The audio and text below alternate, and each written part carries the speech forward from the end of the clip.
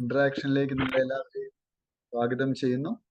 ഇന്ന് നമുക്ക് ഇവിടെ അതിഥിയായിട്ട് എത്തിച്ചേർന്നിരിക്കുന്നത് ഇന്ത്യയിലെ യങ്ങസ്റ്റ് IAS ഓഫീസർ എന്ന് നമുക്ക് വിശേഷിപ്പിക്കാവുന്ന ഓൾ ഇന്ത്യ 68ാം റാങ്ക് നേടി, ഫസ്റ്റ് അറ്റംപ്റ്റിൽ തന്നെ നേടി കേരളത്തിന്റെ ഇന്ത്യയുടെ അഭിമാനമായി മാറിയ കസ്തൂരി ഷായാണ്. വളരെ ഹെൽപ്ഫുൾ ആയിട്ടുള്ള ഒരു ഇന്ററാക്ഷൻ ആണ് അടുത്ത ഏതാനും നിമിഷങ്ങൾക്കുള്ളിൽ ആരംഭിക്കുവാൻ പോകുന്നത്. നമുക്കറിയാം, വിജയത്തിലേക്ക് എത്താനുള്ള ഏറ്റവും മികച്ച മാർഗങ്ങളിൽ ഒന്ന് വിജയിച്ച വ്യക്തികളോട് തന്നെ അവരുടെ വിജയത്തിന്റെ വഴികൾ ചോദിച്ചറിയുക എന്നുള്ളതാണ്. അപ്പോൾ പലപ്പോഴും ആ വിജയത്തിന്റെ വഴി തിരിച്ചറിയാൻ നിരവധി മണിക്കൂറുകൾ, നിരവധി ആഴ്ചകൾ, നിരവധി മാസങ്ങൾ ഒക്കെ കസ്തൂരി ഷാ ചിലവഴിച്ചിട്ടുണ്ട്. അപ്പോൾ അതുകൊണ്ട് തന്നെ അത്തരം മാർഗങ്ങൾ, രീതികൾ ഒക്കെ നമ്മൾ തിരിച്ചറിയുന്നത് തീർച്ചയായിട്ടും മുൻപോട്ടേക്കുള്ള ഇന്ത്യൻ സിവിൽ സർവീസ് എന്നുള്ള വലിയ ലക്ഷ്യത്തിലേക്ക് നിങ്ങൾക്കൊക്കെ പ്രചോദനം നൽകുന്ന ഒന്നാണ്. അപ്പോൾ വളരെ സ്നേഹത്തോടെ ആദരവോടുകൂടി നമ്മൾ ഇന്നത്തെ പ്രോഗ്രാമിലേക്ക് നമുക്ക് കസ്തൂരി ഷായെ സ്വാഗതം ചെയ്യാം. Welcome Kasturi. Thank you sir, thank U.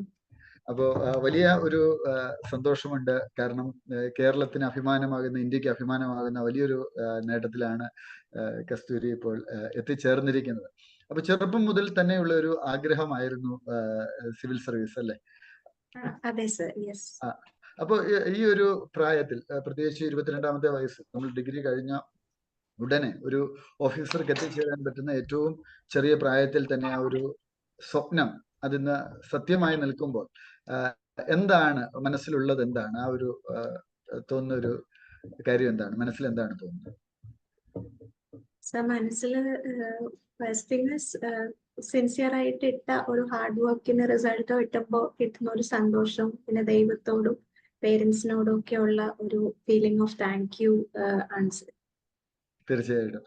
ഒരു എത്രാമത്തെ വയസ്സ് മുതലാണ് ഇങ്ങനെ ഒരു ആഗ്രഹം മനസ്സിലേക്ക് വന്നത്? ഒരു സിവിൽ സർവന്റ് ആകണമെന്നുള്ള ഒരു ആഗ്രഹം വന്നത് എന്തായിരുന്നു അതിലേക്കൊരു പ്രചോദനമായി മാറിയത്? സ്കൂളിൽ പഠിക്കുമ്പോഴാണ് ഈ കളക്ടർ എന്നതിനെ കുറിച്ച് കേൾക്കുന്നത്.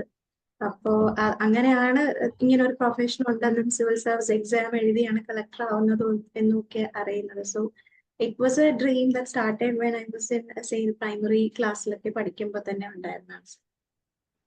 തീർച്ചയായിട്ടും, തീർച്ചയായിട്ടും. അപ്പൊ ആ ഒരു സ്വപ്നം, അല്ലെ, അതാണ് ഇന്ന് യാഥാർത്ഥ്യമായിട്ട് നിൽക്കുന്നത്.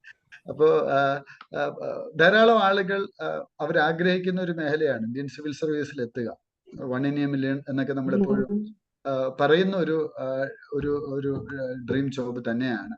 അപ്പോൾ ആ സിവിൽ സർവീസിലേക്ക് എത്തുമ്പോൾ ഒരു നേഷൻ ബിൽഡിങ്ങിന്റെ ഭാഗഭാക്കാകാൻ വേണ്ടി, അല്ലെങ്കിൽ സമൂഹത്തിന് വേണ്ടി എന്തെങ്കിലും ചെയ്യണം എന്നുള്ള ഒരു താല്പര്യം തീർച്ചയായിട്ടും മനസ്സിലുണ്ടാവുമല്ലോ. അങ്ങനെ ഒരു വിഷൻ ഉണ്ടായിരുന്നു മനസ്സിൽ? ഈ ഒരു പ്രത്യേകിച്ചും ഗൗരവമായ രീതിയിൽ പ്രിപ്പറേഷനെ കരുതിയ ഒരു കാലഘട്ടത്തിൽ ഞാനൊരു സിവിൽ സർവന്റ് ആയാലും ഇങ്ങനെയൊക്കെ ചെയ്യാം, അല്ലെങ്കിൽ എന്തെങ്കിലും അങ്ങനെ ഒരു വിഷൻ ഉണ്ടായിരുന്നു? Sir, yes, because ആ ഒരു വിമൻ ഫേസ് ചെയ്യുന്ന ഒരു ബ്യൂറോക്രസിയിൽ ഉണ്ടാവുന്ന ഒരു power gap, that is something that has been in my concern for a long time. So I thought, being a woman, you can make a visible change in the lives of women, set an example for millions of our girls who dream out there. So yes, ആ ഒരു power gap was something that I always had in mind. If I will get it, I can do something, I can make some transformation in the society, അങ്ങനെ ഒരു thought process ഉണ്ടായിരുന്നു, അല്ലേ? തീർച്ചയായിട്ടും, തീർച്ചയായിട്ടും. അപ്പോൾ എനിക്ക് തോന്നുന്ന ഒരു വലിയൊരു കാര്യം, ഡാഫിലേക്കൊക്കെ ഇപ്പൊ നമ്മുടെ മോക്ക് ഇന്റർവ്യൂ സെഷനിലൊക്കെ ആ സമയത്തൊക്കെ ഡാഫ് കാണുമ്പോഴും, കസ്തൂരിയുടെ ഡാഫ് കണ്ടപ്പോൾ തന്നെ ഞാൻ തോന്നി ആദ്യത്തെ ഒരു 100 റാങ്കിൽ തന്നെ വരാൻ സാധിക്കാൻ പറ്റുന്ന ഒരാളാണ്. കാരണം അത്രയും ഒരു ക്വാളിറ്റി, പ്രത്യേകിച്ച് BA ഫസ്റ്റ് റാങ്ക് ഹോൾഡർ, അതുപോലെ ഇതിനകം തന്നെ ഈ വിദ്യാർത്ഥിയായിരിക്കുന്ന കാലഘട്ടത്തിൽ തന്നെ ബുക്സ് പബ്ലിഷ് ചെയ്യാൻ സാധിക്കുന്നു. അപ്പൊ അതൊന്നും ഒരു ചെറിയൊരു കാര്യമല്ല. അപ്പൊ ഈ പോയട്രി എങ്ങനെയാണ് നമ്മളുടെ ഒരു പ്രിപ്പറേഷന്റെ ടെൻഷനെ അല്ലെങ്കിൽ സ്ട്രെസ്സിനെ അല്ലെങ്കിൽ ലൈഫിലൊരു ഒരു അക്കാഡമിക് ലൈഫ് പ്ലസ് ഈ ഒരു സ്ട്രെസ്, ഇതിനെയൊക്കെ മാനേജ് ചെയ്യാൻ പോയട്രി എത്രമാത്രം സഹായിച്ചു? കാരണം പുസ്തകങ്ങളൊക്കെ പബ്ലിഷ് ചെയ്ത ആളാണ്, ഒരു പോയറ്റും കൂടിയാണ്. ശരിയാണ്. ലൈഫിൽ ഒരു സ്ട്രെസ് അല്ലെങ്കിൽ ക്രൈസിസ് വരുന്ന സമയത്ത് നമുക്ക് എക്സ്പ്രസ് ചെയ്യണം എന്ന് തോന്നുമ്പോൾ the first resort will be to take a pen and paper and start writing the thoughts. അപ്പോൾ അതൊരു കഥയായോ കവിതയായോ അവിടെ ജന്മം എടുക്കുന്നു. ഇല്ലെങ്കിൽ തന്നെ ഇപ്പോ സ്ട്രെസ്ഡ് ആവുന്ന സമയത്തൊക്കെ when we go back and read poems, what we understand is almost all of them have faced a lot of crises in their life. So how have they found strength to come back? Or like I used to read the poems of Rumi whenever I used to feel a bit low. So that reading poetry has also been a way through which I could regain my strengths in the process. Reading and writing, because you are a Yes. writer too, right? So that also help you to keep a balance. ഇപ്പൊ ഈ ഒരു ഡിഗ്രിക്ക് പഠിക്കുമ്പോൾ humanities +2 humanities തിരഞ്ഞെടുക്കുന്നു, degree ലിറ്ററേച്ചറിൽ വരുന്നു, ഡിഗ്രിക്ക് rank നേടുന്നു. അപ്പോൾ ആദ്യ കാലഘട്ടത്തിലേക്ക് ഒരു ഇത്രയും മിടുക്കിയായ ഒരു വിദ്യാർത്ഥി എന്തിനാണ് ഹ്യൂമാനിറ്റീസ് തിരഞ്ഞെടുത്തത്, അങ്ങനെയുള്ള ഒരു ക്വസ്റ്റ്യൻ ഒക്കെ വന്നിട്ടുണ്ടോ? അതിനെ എങ്ങനെയാണ് അന്ന് നേരിട്ടത്? എങ്ങനെയാണ്? അതെ, ഉറപ്പായിട്ടും 10ാം ക്ലാസ്സിലെ എല്ലാ വിഷയങ്ങൾക്കും A+ ഉണ്ടായിട്ടും എന്തിനാണ് ഹ്യൂമാനിറ്റീസ് പഠിക്കുന്നത് എന്ന് ചോദിച്ച ഒത്തിരി പേരുണ്ട്. ഇപ്പൊ ടീച്ചേഴ്സ് ആയാലും നാട്ടുകാരായാലും ഒക്കെ ചോദിച്ചിട്ടുണ്ട്. But the thing was, I was passionate about social sciences. പിന്നെ മാത്സ് എനിക്ക് സ്കൂളിൽ പഠിക്കുമ്പോഴേ അത്ര ഒരു ഏരിയ ആയിട്ട് തോന്നിയിട്ടില്ല. But I was more into the political science and history സബ്ജക്ട്സിനോടായിരുന്നു കൂടുതൽ ഇഷ്ടം. So I was like, I was following my interest there. And my parents were very supportive. അച്ഛനും അമ്മയും കൂടെ നിന്നിട്ടുണ്ടായിരുന്നു ആ ഡിസിഷൻ എടുത്തപ്പോൾ. അപ്പൊ ഇതൊരു നമുക്ക് വേണമെങ്കിൽ നമ്മൾ ഈ ഒരു 22ാമത്തെ വയസ്സിൽ IAS എന്ന ഡ്രീമിലേക്ക് എത്തുമ്പോൾ ഒരു പ്രോപ്പർ പ്ലാനിങ്, ആ പ്ലാനിന്റെ ഒരു ഇംപ്ലിമെന്റേഷൻ, ഒരു പ്രോപ്പർ ആയിട്ടുള്ള ഒരു ഹാർഡ് വർക്ക് എല്ലാം ഉണ്ട് അല്ലെ? അപ്പൊ ഒരു സ്ട്രാറ്റജി എങ്ങനെയായിരുന്നു? നമുക്ക് പ്രിലിമിന്റെ ഒരു അപ്രോച്ച് എന്തായിരുന്നു? മെയിൻസിന്റെ ഒരു അപ്രോച്ച് എങ്ങനെയായിരുന്നു? പഠിക്കുന്ന രീതി, എത്ര സമയമൊക്കെ സ്പെൻഡ് ചെയ്യും? ആദ്യം ഓപ്ഷണൽ വെച്ചിട്ടാണ് പഠിച്ചു തുടങ്ങിയത്. ആദ്യത്തെ ഒരു 4 months was completely devoted to optional, അതിന്റെ answer writing plus revising the NCERT school books ഒക്കെ. അത് കഴിഞ്ഞിട്ടാണ് പിന്നെ GS ബാച്ച് തുടങ്ങുന്നതും. അലോങ് വിത്ത് ദാറ്റ് GS മെയിൻസിനും പ്രിലിംസിനും ആദ്യം ഒരുമിച്ചാണ് പഠിച്ചിരുന്നത്. ഒരു നവംബർ ഒക്കെ ആയപ്പോഴേക്കുമാണ് കംപ്ലീറ്റ്ലി പ്രിലിംസ് ഫോക്കസ് ഒരു അപ്രോച്ച് എടുത്തത്. Prelims the strategy mainly was solving questions. ഒത്തിരി മോക്ക് ടെസ്റ്റും ഗെസ്സിങ് സ്കിൽസ് ഒക്കെ ഡെവലപ്പ് ചെയ്യാൻ വേണ്ടി ഒരു ക്വസ്റ്റ്യൻ സോൾവ് ചെയ്തുകൊണ്ടുള്ള രീതിയായിരുന്നു. അത് കഴിഞ്ഞിട്ട് മെയിൻസിലേക്ക് വന്നപ്പോൾ ഇറ്റ് വാസ് അബൌട്ട് ആ ഒരു റൈറ്റിംഗ് പ്രാക്ടീസ്, പിന്നെ value addition points, examples, statistics, ഇതൊക്കെ നോട്ട് ചെയ്ത് വെച്ചിരുന്നു. അല്ലാണ്ട് വേറെ നോട്ട്സ് ആയിട്ട് അങ്ങനെ പ്രിപ്പയർ ചെയ്തിട്ടില്ല. It was only the class notes. And for interview it was about the mock interviews, പിന്നെ ടേക്കിംഗ് 1-on-1s. ഈവൻ സാറിന്റെ അടുത്തും ഞാൻ അബ്സല്യൂട്ട് അക്കാഡമി വന്നിട്ട് ഇന്റർവ്യൂവിന് മുമ്പ് 1-on-1 ചെയ്തു.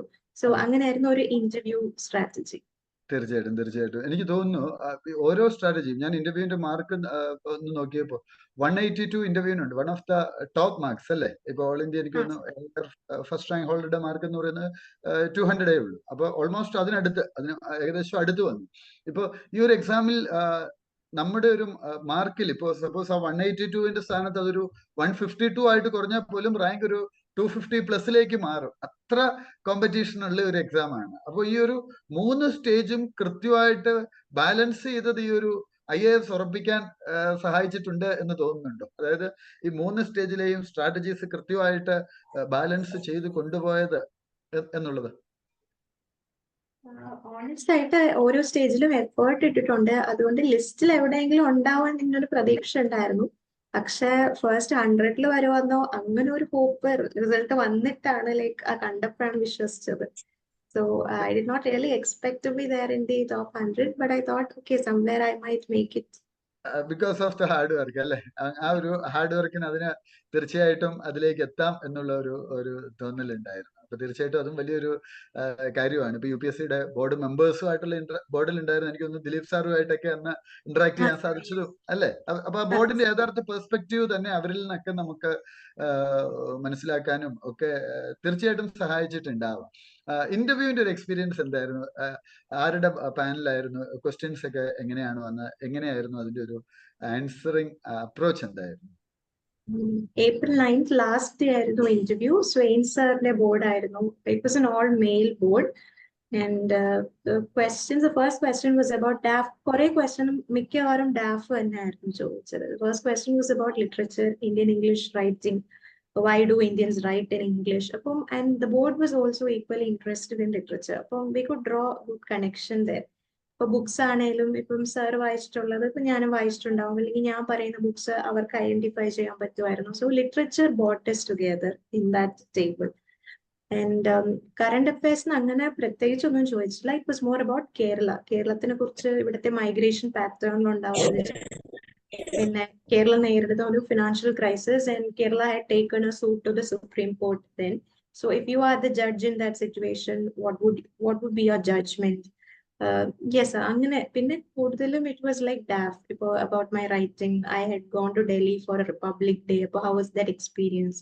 പിന്നെ യൂട്യൂബിൽ ഞാൻ വീഡിയോസ് ചെയ്യാറുണ്ട്, അപ്പം എന്ത് കൈൻഡ് ഓഫ് വീഡിയോസ് ചെയ്യുന്നത്. അപ്പോൾ അങ്ങനെ it was mainly personal biodata based kind of questions ആയിരുന്നു.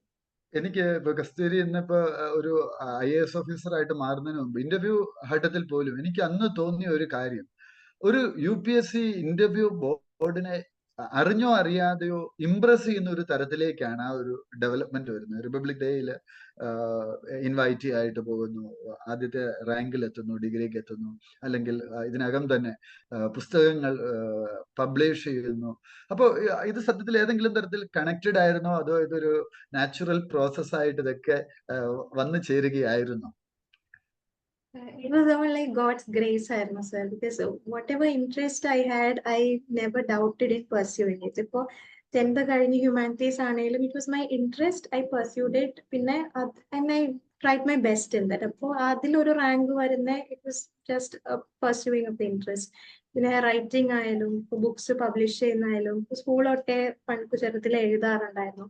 അപ്പോൾ it all came together by luck and fortune, and everything aligned with the goal as well. Okay.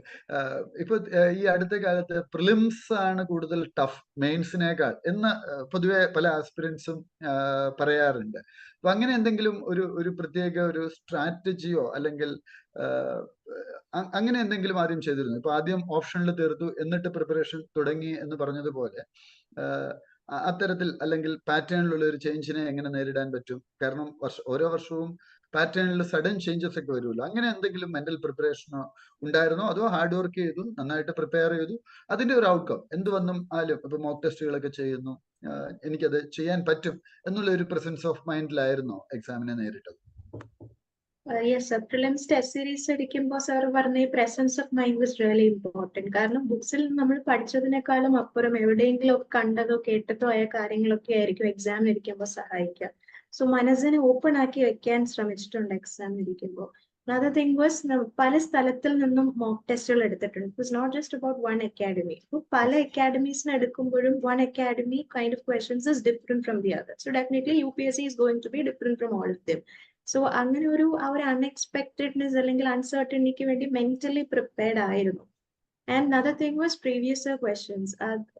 I found that going through previous year questions was helpful because UPSC questions frame ചെയ്യുന്ന ഒരു language that is going to be the same. അപ്പോൾ ആ ഒരു language based ഒരു guessing സ്കിൽസും previous year questions നോക്കുന്ന very helpful ആയിട്ടുണ്ട്. So അതായിരുന്നു സർ പ്രിലിംസിന് വേണ്ടിയുള്ള ഒരു സ്ട്രാറ്റജി. തീർച്ചയായിട്ടും തീർച്ചയായിട്ടും അത് എനിക്ക് തോന്നുന്നു പല റാങ്ക് ഹോൾഡേഴ്സ് പ്രത്യേകിച്ചും ആളുകൾ തീർച്ചയായിട്ടും പറയുന്ന ഒരു കാര്യം, റീസെന്റ് റാങ്ക് ഹോൾഡേഴ്സ് എല്ലാം പറഞ്ഞ ഒരു കാര്യമാണ്, പ്രീവിയസ് ഇയേഴ്സ് ക്വസ്റ്റ്യൻസ് കൃത്യമായിട്ട് ചെയ്ത പാറ്റേൺ മനസ്സിലാക്കാൻ UPSCയുടെ ഒരു ലാംഗ്വേജ് ഫെമിലിയർ ആവാൻ വളരെയധികം സഹായിച്ചിട്ടുണ്ട് എന്നുള്ളത്. അപ്പൊ അത് എനിക്ക് തോന്നുന്നു നമ്മുടെ ഇന്നിപ്പോ നമ്മളെ ശ്രമിച്ചുകൊണ്ടിരിക്കുന്ന പാർട്ടിസിപ്പൻസിനും അവർക്കെല്ലാം തന്നെ അത് തീർച്ചയായിട്ടും പ്രയോജനപ്രദമായിരിക്കും എന്ന് തോന്നി. ഒരു നല്ല സ്റ്റഡി ഹാബിറ്റ്സിൽ നിന്നാണല്ലോ നമുക്കൊരു ടോപ്പ് റാങ്കിലേക്ക് എത്താൻ സാധിക്കുന്നത്. അപ്പൊ ഒരു സ്റ്റഡി പാറ്റേൺ എങ്ങനെയായിരുന്നു? ഒരു ടൈം ടേബിൾ കൃത്യമായിട്ടിട്ട് അതെങ്ങനെ പോവുകയായിരുന്നു? അല്ലെങ്കിൽ ഏതെങ്കിലും സമയബന്ധിതമായിട്ട് തീർക്കണം എന്നുള്ള ഒരു രീതിയിലാണോ പോയിരുന്നത്? So what was your study strategy or study plan? Daily newspaper വായിക്കുമായിരുന്നു. There was no compromise on that. Then ക്ലാസ്സിൽ എന്താണോ അന്ന് പഠിപ്പിക്കുന്ന സബ്ജക്ട് അത് ഡെയിലി വന്നിട്ട് റിവൈസ് ചെയ്യാൻ അക്കോർഡിംഗ്ലി. അപ്പോൾ അതും ഒരുമിച്ച് പോവായിരുന്നു. പിന്നെ ഈ ടെസ്റ്റിന്റെ ഷെഡ്യൂൾ വരുമ്പോൾ ആ ഷെഡ്യൂൾ അനുസരിച്ചായിരുന്നു റിവിഷൻ ആൻഡ് ബാക്കി പ്ലാൻ ഔട്ട് ചെയ്തിരുന്നത്. So what was the test schedule, that was the personal study schedule as well. Okay okay. ഈ കറണ്ട് അഫയേഴ്സിന് വേണ്ടി പ്രത്യേകിച്ച് ഇൻക്ലൂഡിങ് ന്യൂസ് പേപ്പർ റീഡിങ് എത്ര സമയം സ്പെൻഡ് ചെയ്യുമായിരുന്നു? അല്ലെങ്കിൽ ടോട്ടൽ സ്റ്റഡി അവേഴ്സിന്റെ എത്ര പെർസെന്റേജ് ടൈമാണ് ഈ ഒരു കറണ്ട് അഫയേഴ്സ് പ്രിപ്പറേഷന് വേണ്ടി മാറ്റി വെച്ചിരുന്നത്? ആദ്യമൊക്കെ like initial 2-3 months it took me hours to read the newspaper. ഒരു 3-4 മണിക്കൂർ ആദ്യമൊക്കെ ദിവസങ്ങളോളം ഇരുന്നിട്ടുണ്ട്. പക്ഷെ over the years, over the days നമ്മൾ ഇങ്ങനെ പഠിച്ചു വരുമല്ലോ, we'll be able to pick up what kind of news is relevant, what is not. So ഒരു 1.5 hours ന്യൂസ് പേപ്പർ കവർ ചെയ്യാനായിട്ട് പറ്റുമായിരുന്നു. ന്യൂസ് പേപ്പർ ആയിരുന്നു കറണ്ട് അഫയേഴ്സ് പ്രിപ്പയർ ചെയ്യാനുള്ള main source. Apart from that division PT 365 പ്രിലിംസിന് മുമ്പ് വരുമ്പോ അതും ഇങ്ങനെ നോക്കിയിട്ടുണ്ട്. തീർച്ചയായിട്ടും. അപ്പൊ പല ആസ്പിരൻസും ചിന്തിക്കുന്നത് ഇത് അവർക്ക് ഒരുപാട് സമയം എടുക്കുന്നു, അല്ലെങ്കിൽ ആദ്യം 3-4 മണിക്കൂർ എടുക്കുമ്പോൾ അവർ പറയും ഇതിനെ കൊണ്ട് പറ്റില്ലല്ലോ എന്ന് ചിന്തിക്കും. അപ്പോൾ ഓൾറെഡി ഇന്ന് ഇപ്പോൾ ഓൾ ഇന്ത്യ 68ാം റാങ്ക് നേടിയ കസ്തൂരി തന്നെ പറയുമ്പോൾ എനിക്കൊന്ന് അത് ഒരുപാട് പേർക്കൊരു പ്രചോദനമായിരിക്കും. ഇത് ഇനീഷ്യൽ പ്രോസസ്സ് തന്നെയാണ്. ആദ്യഘട്ടത്തിൽ അത് വായിച്ച് മനസ്സിലാക്കാൻ കുറച്ചൊരു ബുദ്ധിമുട്ട് വരും. പിന്നീട് ഒരു 1.5 hours ടൈമിൽ തന്നെ അത് കവർ ചെയ്യാൻ സാധിക്കും എന്നുള്ളത്. ന്യൂസ് പേപ്പർ വായിക്കുമ്പോൾ നോട്ട്സ് തയ്യാറാക്കുമായിരുന്നോ, അല്ലെങ്കിൽ എങ്ങനെയായിരുന്നു അതിന്റെ ഒരു രീതി, എങ്ങനെയായിരുന്നു എന്നൊന്ന് പറയാം? വായിച്ചു തുടങ്ങുന്ന സമയത്ത് നോട്ട്സ് എഴുതിയിരുന്നു. കാരണം നമ്മൾ കുറച്ചുകൂടെ ഫോക്കസ്ഡ് ആവും, കുറച്ചുകൂടി പ്രസൻസ് ഓഫ് മൈൻഡ് ഉണ്ടാവും ലൈക്ക് ഇനീഷ്യലി. കാരണം മിക്ക ന്യൂസിന്റെയും ബാക്ക്ഗ്രൗണ്ട് നമുക്ക് അറിയില്ലായിരിക്കും ആദ്യമായിട്ടൊക്കെ ന്യൂസ് പേപ്പർ വായിച്ചു തുടങ്ങുന്ന സമയത്ത്. പക്ഷെ ഒരു 3-4 months കഴിഞ്ഞപ്പോൾ ഈ നോട്ട്സ് എനിക്ക് അപ്പോഴത്തേക്കും ഐ ഗോട്ട് എ ഫ്ലോ, എന്തൊക്കെയാ ഇമ്പോർട്ടന്റ് തിങ്സ് എന്ന് മനസ്സിലാവാൻ തുടങ്ങി. സോ ഈ നോട്ട്സ് എഴുതുന്ന നിർത്തിയിട്ട് it was just about the GS preparation, but along with it daily newspaper വായിക്കുമായിരുന്നു. Many things stayed in the mind itself. പക്ഷെ after prelims I started noting down only the relevant examples, statistics, fact, അങ്ങനെയുള്ള unique things മാത്രം എഴുതി വെക്കാൻ തുടങ്ങി. Say in a page. അത് main oriented ആയിട്ട് നമുക്ക് മെയിൻ ആൻസേഴ്സിൽ കൊണ്ടുവരാൻ വേണ്ടിയിട്ടുള്ള ആൻസേഴ്സിൽ കൊണ്ടുവരാൻ പറ്റുന്ന തരത്തിലുള്ള സാധനങ്ങൾ മാത്രം എഴുതി വെക്കാനായിട്ട് തുടങ്ങി. That was for 3 months after prelims. Okay okay. ഇപ്പോ ഈ ഒരു ഡ്രീം എന്നുള്ളത് ഇന്നൊരു റിയാലിറ്റി ആയിട്ട് മാറുമ്പോൾ എന്തൊക്കെ ചെയ്യണം, അല്ലെ അങ്ങനെ എന്തെങ്കിലുമൊക്കെ? ഇപ്പോ മുൻപ് പറഞ്ഞു I want to do something for the society, especially for the women.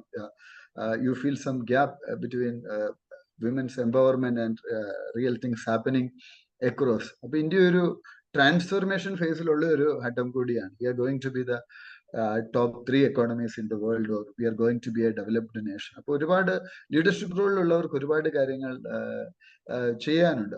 But at the same time lot of people are migrating to other countries. ഞാൻ ഇന്നലെ എറണാകുളത്തോട് പോയപ്പോൾ കണ്ടത് യൂണിവേഴ്സിറ്റി ഓഫ് ബൽഫോർഡ്, അവിടെ ആ യൂണിവേഴ്സിറ്റിയുടെ ആഡ് സെന്റ് തെരേസസ് കോളേജിന്റെ ഫ്രണ്ടിലാണ്. അതായത് UK-യിലുള്ള ഒരു കോളേജിന്റെ ആഡ് എറണാകുളത്ത് സിറ്റിയിൽ വരുന്നു. അപ്പൊ സത്യത്തിൽ ആ ആഡ് വരേണ്ടത് UK-യിലാണ് വരേണ്ടത്.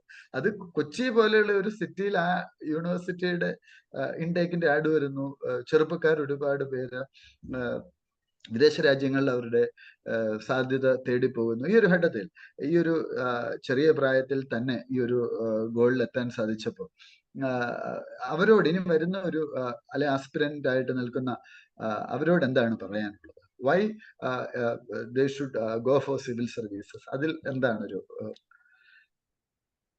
സിവിൽ സർവീസസ് എന്നൊരു മേഖലയോട് ജെന്യൂൻ ആയിട്ടൊരു താല്പര്യം ഉണ്ടെങ്കിൽ it is worth trying for. It is worth putting in all your effort and hard work. Because that fire within us will definitely keep us going forward. പിന്നെ ഇപ്പം sir പറഞ്ഞ പോലെ there are lots of people who migrate outside or who might want to make a living in, say, the corporate sector. There is a pleasant joy that you get from serving the people and experiencing that the change that you are able to make. See, നമ്മൾ ദൈവമൊന്നുമല്ല ജനങ്ങളുടെ ലൈഫിൽ വലിയ മാറ്റങ്ങൾ വരുത്താൻ. പക്ഷെ നമ്മളെ കൊണ്ട് കഴിയുന്ന ഒരു രീതിയിൽ ഒരു ചെറിയ പുഞ്ചിരിയെങ്കിലും ഒരാളുടെ മുഖത്ത് വരുത്താമെങ്കിൽ why not? This, I think that is a big deal that this profession would promise you.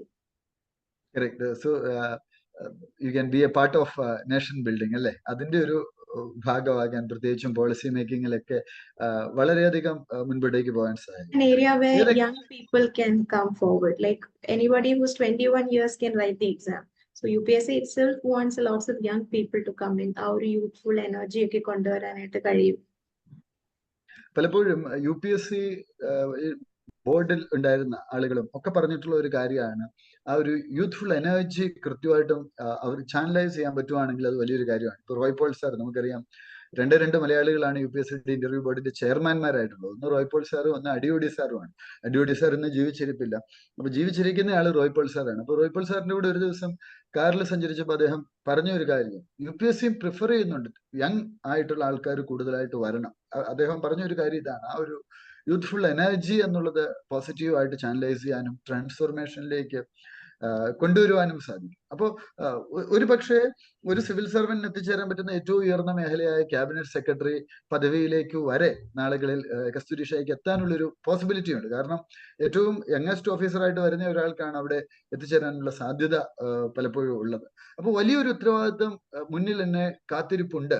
ഇനി വരുന്ന വർഷങ്ങളിൽ ആ ഒരു ഉത്തരവാദിത്വത്തോടു കൂടി രാജ്യത്തെ സെർവ് ചെയ്യണം, ആ ഒരു ബോധ്യം മനസ്സിനെ ഭരിക്കുന്നുണ്ടോ, അല്ലെങ്കിൽ ആ ഒരു തോട്ട് ഓഫ് റെസ്പോൺസിബിലിറ്റി അത് മനസ്സിലുണ്ടോ, അത്തരത്തിലുള്ള ഒരു ചിന്ത? Yes, sir, sure. Because this is just the beginning of the journey. Rank കിട്ടിയത് കൊണ്ട് ഒക്കെ ഇവിടെ തുടങ്ങുന്നേ ഉള്ളൂ. And there are lots of things left to be done. That is the main thought that goes into the mind. തീർച്ചയായിട്ടും നമ്മുടെ aspirants ഉണ്ട്. അവർക്ക് നിങ്ങൾക്ക് എന്തെങ്കിലും സ്പെസിഫിക് ക്വസ്റ്റ്യൻസ് ഉണ്ടെങ്കിൽ ഒന്ന് മെസ്സേജിൽ അയക്കാം. ഇപ്പൊ ആരൊരാൾ സിലബസ് ചോദിച്ചു, അതൊക്കെ നമുക്ക് 1-on-1 നേരിട്ട് അയച്ചു തരാവുന്നതാണ്. അത് ഇന്നത്തെ ഒരു സെഷന്റെ ഒരു തീം അല്ല. അല്ലാതെ എന്തെങ്കിലും നിങ്ങൾക്ക് ചോദ്യങ്ങൾ ഉണ്ടെങ്കിൽ മീൻ ടൈം നിങ്ങൾക്ക് ഒന്ന് ടൈപ്പ് ചെയ്തിടാമോ? ക്വസ്റ്റ്യൻ ഒന്ന് ടൈപ്പ് ചെയ്യാമോ? Yes,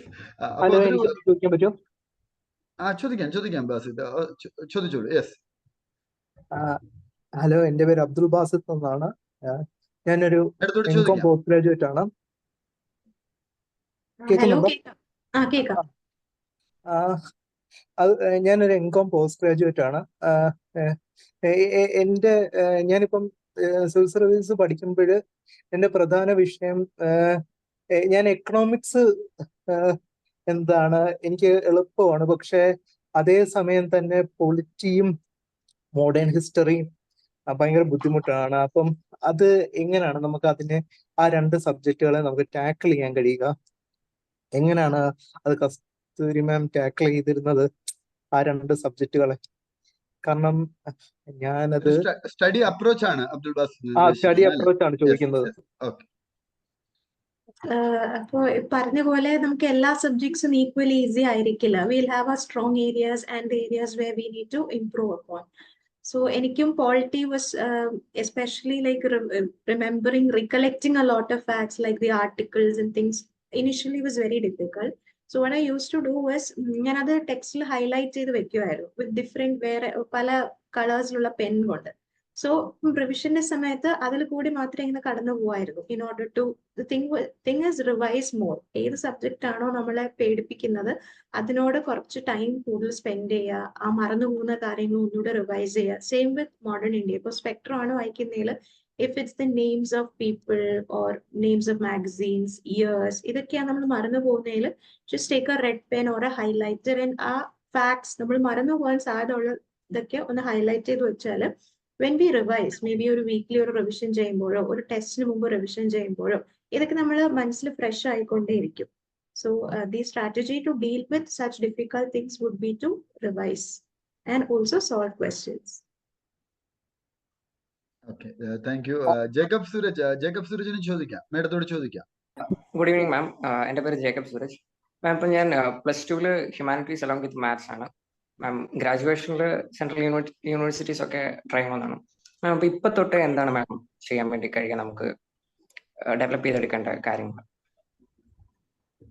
One thing that you can definitely do is to follow the newspaper. For regularly newspaper വായിക്കുന്ന രീതി, just follow the current affairs, what is happening around you. Try to be a more conscious person. ഒരു civilised kind of A person ആയിട്ട് നമ്മുടെ ഒരു ക്യാരക്ടറിനെ shape ചെയ്തെടുക്കാൻ പറ്റുന്ന ഒരു ടൈമാണ്. And apart from that, it's also a time in which you can pursue your hobbies and passions and നമ്മളൊരു holistic personality ആക്കി മാറ്റുക എന്നുള്ളതും ചെയ്യാം.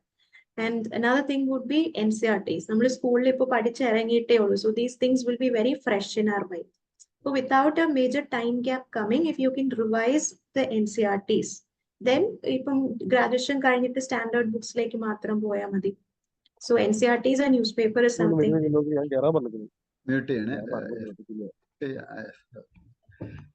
ഓക്കെ. ജേക്കബ് മാഡം പറഞ്ഞ ഒരു സ്ട്രാറ്റജി ജേക്കബ് ഫോളോ ചെയ്യുന്നത് നന്നായിരിക്കും തീർച്ചയായിട്ടും. രാഹുൽ കൃഷ്ണ മാഡത്തോട് ചോദിക്കാം. യെസ്. മാഡം, ഞാൻ ട്രിവാൻഡ്രം ആബ്സല്യൂട്ട് അക്കാദമി ട്രിവാൻഡ്രത്തൂർ ആണ് സംസാരിക്കുന്നത്. ഞാൻ ചിത്രശലഭം ബാച്ചിലായിരുന്നു. മാഡം മുമ്പേ പറഞ്ഞായിരുന്ന ഒരു ചാനൽ ഉണ്ടെന്ന് പറഞ്ഞായിരുന്നു യൂട്യൂബിൽ. അത് സ്റ്റഡീസുമായിട്ട് ബന്ധപ്പെട്ടാണെങ്കിൽ സബ്സ്ക്രൈബ് ചെയ്യാൻ വേണ്ടിയിട്ടായിരുന്നു. No, it's about literature ആയിട്ടാണ് ഇതുവരെ ചെയ്തിട്ടുള്ളത്. I have not plan ഉണ്ട് about UPSC in preparation കുറച്ച് വീഡിയോസ് ചെയ്യണമെന്ന്. For time കിട്ടുമ്പോൾ I'll also be uploading them. But for the time being, you only find literature related videos there. അത് I can share you Rahul. ഞാൻ ആ channel അയച്ചു തരാം കേട്ടോ. Okay sir. Thank you madam. Thank you sir. തീർച്ചയായിട്ടും. റഹീമ ഒരു ചോദ്യം, ഒരു സിസാറ്റിന്റെ സ്ട്രാറ്റജി എങ്ങനെ വേണം എന്നുള്ളതാണ് ചോദ്യം. Raheema. CSAT-ന് first of all we need to identify our strong areas. ചിലപ്പോൾ നമ്മൾ comprehensional strong ആയിരിക്കും, ഇല്ലാന്നുണ്ടെങ്കിൽ logical reasoning or maths. So what is your strong area എന്ന് ഐഡന്റിഫൈ ചെയ്യുക. അതിൽ give focus. അതിനൊരു ക്വസ്റ്റ്യൻ വന്നാൽ നമ്മൾ മാക്സിമം തെറ്റിക്കാതിരിക്കാൻ ശ്രമിക്കുക. Then ഇപ്പോൾ മാത്സ് ആണെങ്കിലും make a list of topics, say work in time, distance or directions. ഇപ്പം ഇങ്ങനെ syllogism, make a list and identify ഇതിൽ ഏതൊക്കെ areas are you very strong, what areas are you moderately strong, and what are you weak areas. For instance, ഞാൻ permutation, combination, probability ഈ areas ഒന്നും I have not spent much time with. ഇതിനൊക്കെ questions വന്നാൽ ഞാൻ അത് ചെയ്യാറുമില്ല. Because CSAT we have 80 questions, we have enough flexibility and freedom. 40 questions ചെയ്താൽ പോരെ. അപ്പൊ അതിൽ നിന്നും first step would be to select the questions which we can do. അപ്പൊ നമുക്ക് നമ്മുടെ ഏത് ഏരിയാസ് ആണ് സ്ട്രോങ്, വീക്ക് എന്നൊരു ധാരണ ഉണ്ടെങ്കിൽ it would be easier to select the questions. And another thing would be to practice. ആ ഒരു 3 hours ടൈമിൽ CSAT കംപ്ലീറ്റ് ചെയ്യുക എന്നുള്ളതാണ്. അപ്പം റെഗുലർലി പ്രാക്ടീസ് ചെയ്യുക എന്നതും ബിക്കംസ് ഇമ്പോർട്ടൻറ്റ് ഫോർ CSAT. മാം, അപ്പം എനിക്കാണെങ്കിൽ കോംപ്രിഹെൻഷൻ എളുപ്പമാണ്, പക്ഷെ അതേസമയം എനിക്ക് നമ്പർ സീരീസ് ഭയങ്കര ടഫാണ്. നമ്പർ സീരീസ് ഞാൻ ചെയ്യാനായിട്ടിരുന്നാല് ഏകദേശം എൻ്റെ ഒരു 2 മണിക്കൂർ 3 മണിക്കൂറോളം അത് കവർ ചെയ്തുകൊണ്ട് പോകും. പിന്നെ എനിക്കത് കിട്ടത്തു പോലുമില്ല ബാക്കി സബ്ജക്ട്സിന് കൊടുക്കാനായിട്ട്. അപ്പം അത് ഞാൻ അവോയ്ഡ് ചെയ്താൽ പിന്നെ CSAT-ന് ബാക്കി ഏരിയാസ് വെച്ച് എനിക്ക് CSAT-നെ രക്ഷിച്ചെടുക്കാൻ പറ്റുമോ? അല്ലെങ്കിൽ ഞാൻ എന്താണ് അതിന് വേറെ രീതിയിലാണ് ഞാൻ ടാക്കിൾ ചെയ്യേണ്ടത്? Yes, CSAT is not only about number series. Number series തന്നെ ചിലപ്പം ആ question, more than spending a lot of time on number series and wasting it, you can divert your attention to your strong areas and solve them. But number series ഒട്ടും പറ്റുന്നില്ല എന്നുണ്ടെങ്കിൽ there's nothing wrong in going to your strong area, because the exam is not only about number series. ആ question ഈ number series question ചെയ്താലേ നിങ്ങൾ CSAT pass ആവൂ എന്നില്ലല്ലോ. They're giving you a lot of freedom to do the questions you like.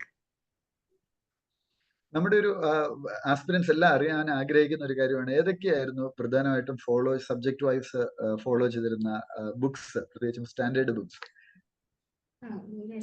Firstly എല്ലാത്തിന്റെയും NCERTs follow ചെയ്തിട്ടുണ്ടായിരുന്നു, except science. എല്ലാ subjects, the social history, geography, economics and എക്കോളജിക്ക് വേണ്ടിയിട്ട് environment related chapters വായിച്ചിട്ടുണ്ടായിരുന്നു. So NCERTs primarily. Apart from the പോളിറ്റിക്ക് വേണ്ടിയിട്ട് ലക്ഷ്മികാന്ത്, പിന്നെ art and culture NCERT, അതിനോടൊപ്പം തന്നെ നിതിൻ സിംഘാനിയ. പക്ഷെ നിതിൻ സിംഘാനിയ ഫുൾ വായിച്ചിട്ടില്ല, selective reading of certain chapters or areas. Then coming to economy, Ramesh സിംഗിന്റെ ബുക്കായിരുന്നു, അതും എല്ലാം വായിക്കേണ്ട, just selective reading. I think this is what we need most. We need to pick things that we want and leave things that we do not want. പിന്നെ modern ഇന്ത്യക്ക് വേണ്ടി spectrum use ചെയ്തിട്ടുണ്ടായിരുന്നു. പിന്നെ ഏൻഷ്യന്റ് ഇന്ത്യക്ക് വേണ്ടിയിട്ട് NCERTs plus old NCERT, RS ശർമ്മയുടെ old NCERT book വായിച്ചിട്ടുണ്ടായിരുന്നു. ഇനി ഏതെങ്കിലും സബ്ജക്ട് വിട്ടുപോയി? എത്തിക്സിന് വേണ്ടിയിട്ട് മിഡീവൽ ഇന്ത്യ NCERT 7th പിന്നെ ന്യൂ NCERT വായിച്ചിട്ടുള്ളൂ. ഓൾഡ് ഞാൻ അങ്ങനെ ഫുൾ ഇരുന്ന് വായിച്ചിട്ടില്ല. Like Vijayanagara empire, few chapters from that. Geography No, nothing like books. It was NCERTs and class notes, lecture notes use ചെയ്തിട്ടുണ്ട്. അപ്പൊ തീർച്ചയായിട്ടും വളരെ ആസ്പിരൻസിനൊക്കെ വളരെ പ്രയോജനപ്രദമായിട്ടുള്ള ഒരു ഇന്ററാക്ഷൻ ആണ് നമ്മൾ ഈ ഒരു കഴിഞ്ഞ 30 മിനിറ്റായിട്ട് നടത്തിക്കൊണ്ടിരിക്കുന്നത്. നമ്മുടെ ഈ ഒരു സെഷന്റെ അവസാന ഘട്ടത്തിലേക്ക് കിടക്കുകയാണ്. ആർക്കെങ്കിലും എന്തെങ്കിലും ചോദ്യങ്ങൾ ഉണ്ടെങ്കിൽ 1-2 പേർ കൂടി നിങ്ങൾക്ക് വളരെ പെട്ടെന്ന് അത് ക്വസ്റ്റ്യൻസ് ഒന്ന് ടൈപ്പ് ചെയ്യാം. ഇപ്പോൾ ഈ ഒരു ഇന്ററാക്ഷൻ തീർച്ചയായിട്ടും ഇവരുടെയൊക്കെ പ്രിപ്പറേഷനിൽ വളരെയധികം ഹെൽപ്ഫുൾ ആണ്. ഇപ്പൊ ചില ആസ്പിറൻസ് പറയാറുണ്ട് ഇത്ര മണിക്കൂർ പഠിക്കണം, പക്ഷെ മറ്റു ചിലർ പറയും ഈ മണിക്കൂറിനേക്കാൾ പ്രധാനമാണ് ആ ഒരു ക്വാളിറ്റി ടൈം സ്പെൻഡ് ചെയ്യുക. ഇതിൽ ഏതൊരു അപ്രോച്ച് ആയിരുന്നു ഉണ്ടായിരുന്നത്? അല്ലെങ്കിൽ ഇത്ര മണിക്കൂർ ഒരു ഡേ എനിക്ക് സ്പെൻഡ് ചെയ്യണം, അങ്ങനെ ഒരു തീരുമാനം ആദ്യം ഉണ്ടായിരുന്നോ എന്നുള്ളതൊന്ന് പറയാം. Yes, as I said, the quality time mattered. എല്ലാ ദിവസവും നമുക്ക് ഇത്രയും മണിക്കൂർ ഇരുന്ന് പഠിക്കാൻ പറ്റിയെന്ന് വരില്ല. We might have health issues or other things. എല്ലാ ദിവസവും but just keep walking every day. എല്ലാ ദിവസവും കുറച്ചെങ്കിലും small steps എടുത്തോണ്ടേ ഇരിക്കുക. And the thing was it was not about the hours we studied, but ഒരു ടാർഗറ്റ് ഉണ്ടാവും. ആ ടാർഗറ്റ് ഡെയിലി മീറ്റ് ചെയ്യാൻ എത്ര ടൈം പഠിക്കേണ്ടി വരും അത്രയും. ഇപ്പൊ നേരത്തെ തീരാണെങ്കിൽ ഫൈൻ, അവിടെ സ്റ്റോപ്പ് ചെയ്യാം. ഇല്ല, if it's going out beyond, it might stretch to the next day as well. അപ്പോ ആ ഒരു മെത്തേഡ് ഓഫ് സ്റ്റഡി ആണ്. തീർച്ചയായിട്ടും. ആരാണ് ഏറ്റവും അധികം ഇൻസ്പയർ ചെയ്ത ഒരു പേഴ്സണാലിറ്റി? റഹീമയാണ് ചോദിച്ചിരിക്കുന്നത്. Inspired personality. ഒത്തിരി ബ്യൂറോക്രാറ്റ്സ് ഇൻസ്പയർ ചെയ്തിട്ടുണ്ട്. Bureaucrats in general, for example ഇപ്പൊ Vincent M Paul sir, Babu Paul sir, അങ്ങനെ ഒത്തിരി സീനിയർ, ഇപ്പൊ നളിനി നെറ്റു മാം, അപ്പൊ അങ്ങനെയുള്ള സീനിയർ ബ്യൂറോക്രാറ്റ്സിന്റെ സ്റ്റോറീസ് ഒക്കെ ഇൻസ്പയർ ചെയ്തിട്ടുണ്ട്. Apart from that, it was my parents, ആയിരുന്നു biggest support and inspiration. തീർച്ചയായിട്ടും. അപ്പൊ അവരെയൊക്കെ പോലെ ഇനിയും ആയിരക്കണക്കിന് ലക്ഷക്കണക്കിന് വ്യക്തിത്വങ്ങളെ ഇൻസ്പയർ ചെയ്യുന്ന ഒരു മികച്ച ബ്യൂറോക്രാറ്റായി IAS ഓഫീസറായി മാറുവാൻ കസ്തൂരി ഷായ്ക്ക് കഴിയട്ടെ എന്ന് പ്രാർത്ഥിക്കുന്നു.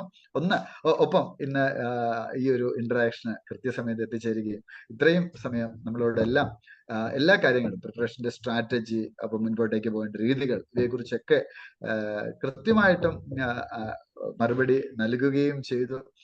അബ്സല്യൂട്ട് IAS അക്കാഡമിയുടെ പേരിലും എന്റെ വ്യക്തിപരമായ പേരിലും ഇന്നത്തെ ചടങ്ങിൽ പങ്കെടുത്തതിന് വളരെയധികം നന്ദി പറയുന്നു. Thank you very much. Thank you, sir. Thank you.